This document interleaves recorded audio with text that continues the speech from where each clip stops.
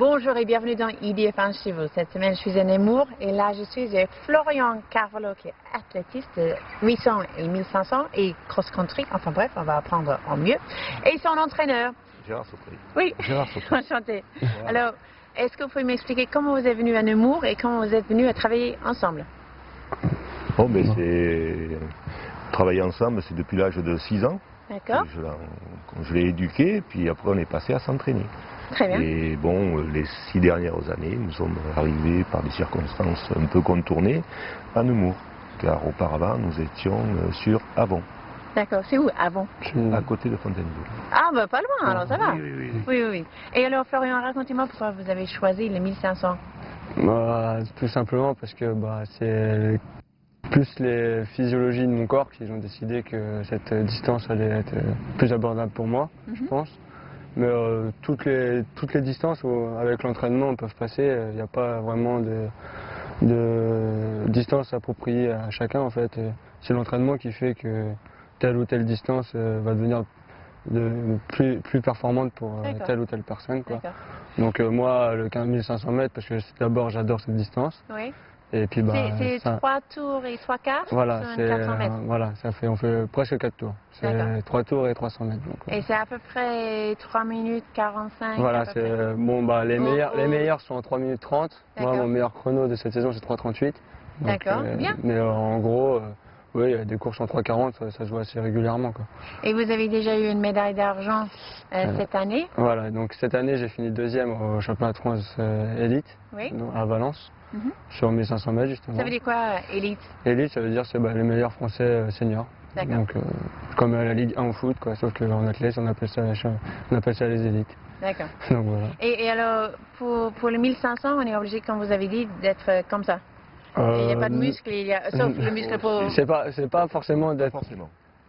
Non, ça dépend des gabarits des athlètes. Mais bon, au fur et à mesure qu'on évolue, quand même, on s'affine. Oui. Parce que le poids est un handicap. D'accord, oui, forcément. Mais aussi est un atout pour la fin de course. Voilà. D'accord. Pour le finish. D'accord. Qu'est-ce que vous avez comme tactique pour chaque course? Une tactique pour chaque course, ça dépend les courses, ça dépend l'enjeu, ça dépend l'adversité qu'il y a. Chaque course, si l'enjeu est minime, quoi, on prend ses responsabilités, on part dès le début, on essaie de faire un temps tout seul. Quitte même à se faire doubler à la fin, c'est pas même grave, il n'y a pas d'enjeu à la fin, il n'y a rien à gagner. Par contre, en championnat, faut se placer toute la course. Et quand ça accélère, quand ça sprint, faut sprinter, il faut être devant. Et il faut finir devant, quoi. La tactique, elle est vite résumée, elle est simple. Il faut franchir les lignes en premier, tout simplement, quoi. Y a pas... Oui. Et donc les entraînements, pour vous, c'est autant de rapidité que de longévité? Voilà, en gros... plus ou moins en fonction des objectifs et de la saison. La période. Là, cet hiver, cet hiver, on est en période de foncier, donc c'est beaucoup aérobie, beaucoup plus long. Donc on travaille très peu la vitesse. Et par contre, l'été, on accentue plus l'entraînement sur la vitesse et on réduit l'aérobie, quoi. Donc c'est-à-dire on travaille plus court.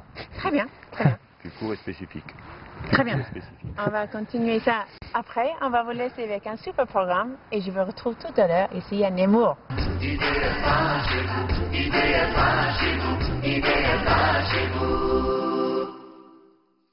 Bonjour et bienvenue dans IDF1 chez vous. Cette semaine, je suis à Nemours et là, je suis avec Florian Carvalho qui est athlète de 800 et 1500 mètres et Gérard Sautré qui est entraîneur. Alors, quelles sont les qualités et les défauts de Florian?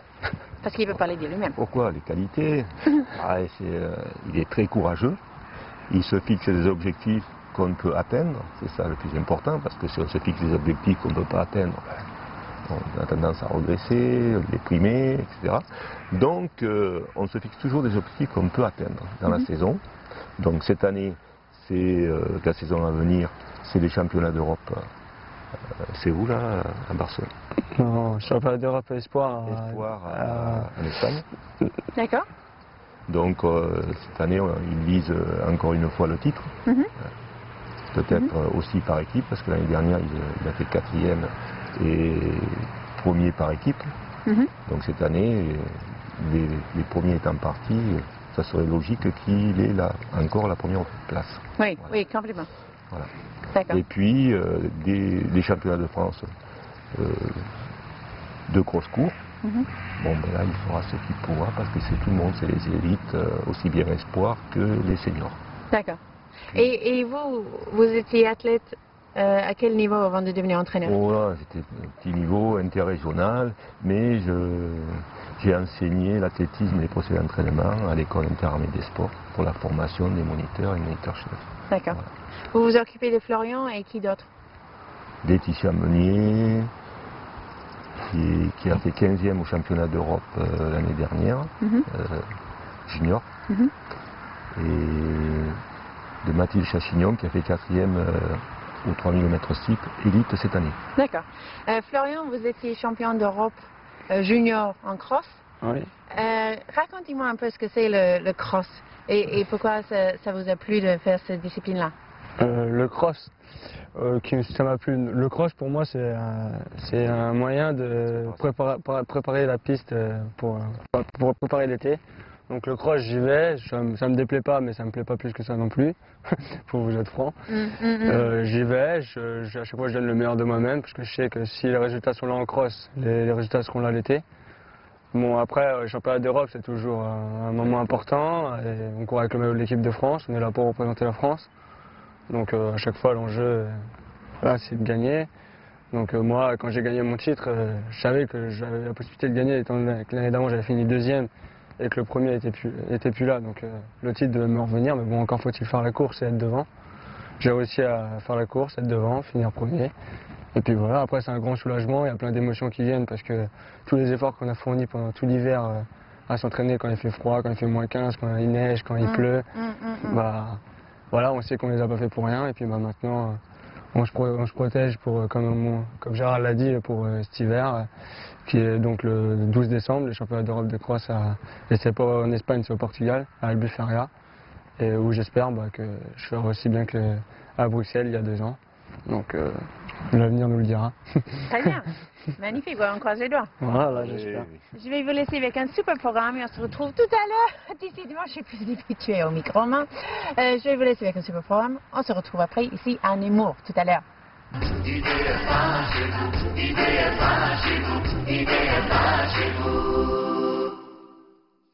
Bonjour et bienvenue dans IDF1 chez vous. Cette semaine, je suis à Nemours et là, je suis avec l'athlète Florian Carvalho et son entraîneur Gérard Sautré.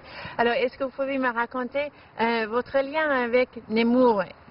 Oui, le lien avec Nemours, c'est que dans les années 80, j'ai fait l'encadrement de stages régional et interrégional avec l'ancien président, Jean-Pierre Lucien. D'accord. Donc des affinités sont créées et puis bon, Nemours c'est un petit peu, c'est de l'amitié qu'il y a.